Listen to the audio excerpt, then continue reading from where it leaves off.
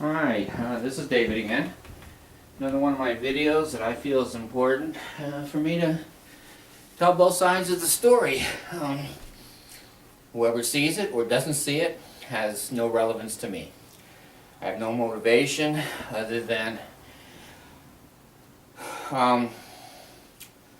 men don't generally have the opportunity to tell their side of their life. Many times there's a very public exposure of men and a sentiment of men that is not true.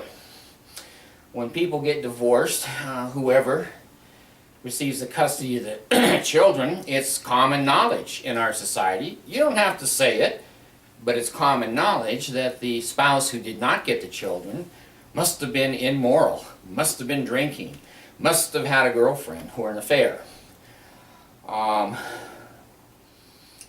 There's many ways to put things into public without a video camera, without a newspaper, without posters, etc. And the image that people play is so very important.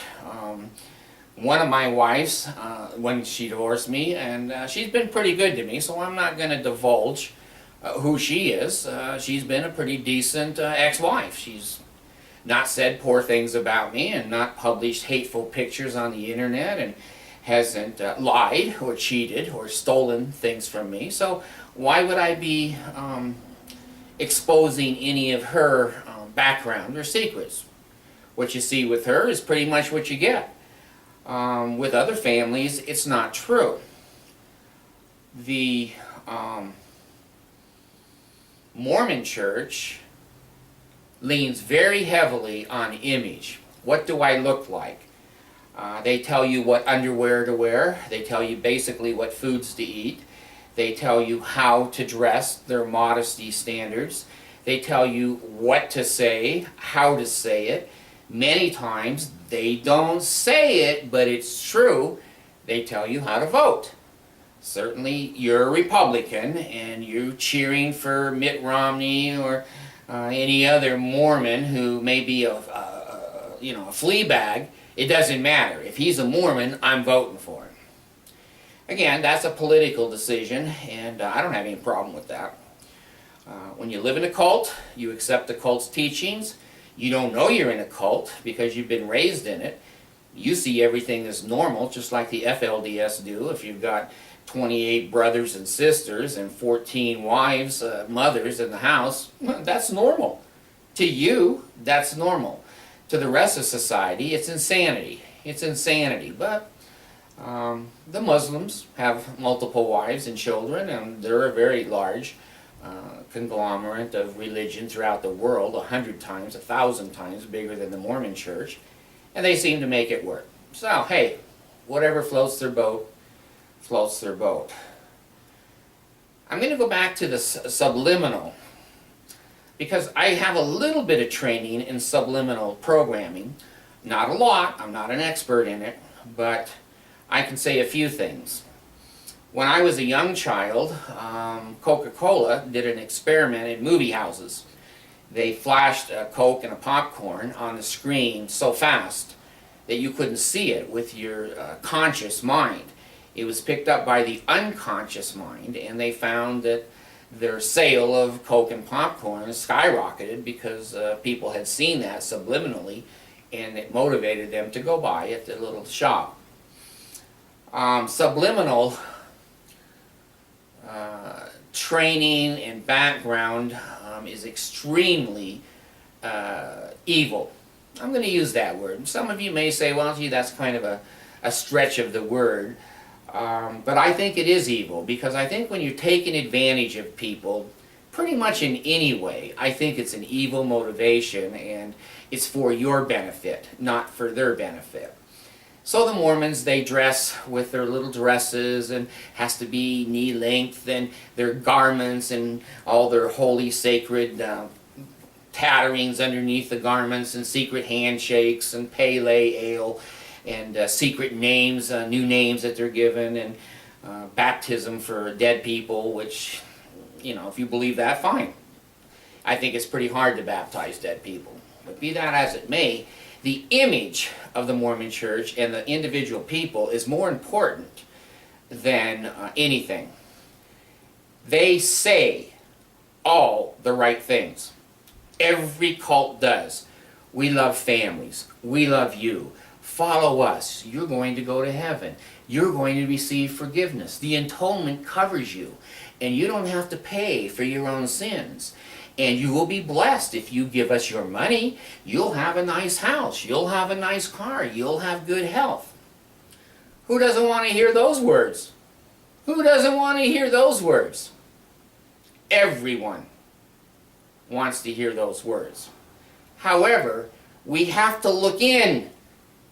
If we're intelligent human beings and we have any kind of cognitive ability, we have to look in and look at the lives. Look at the lives of the people. Not what they say, what they do. What they do.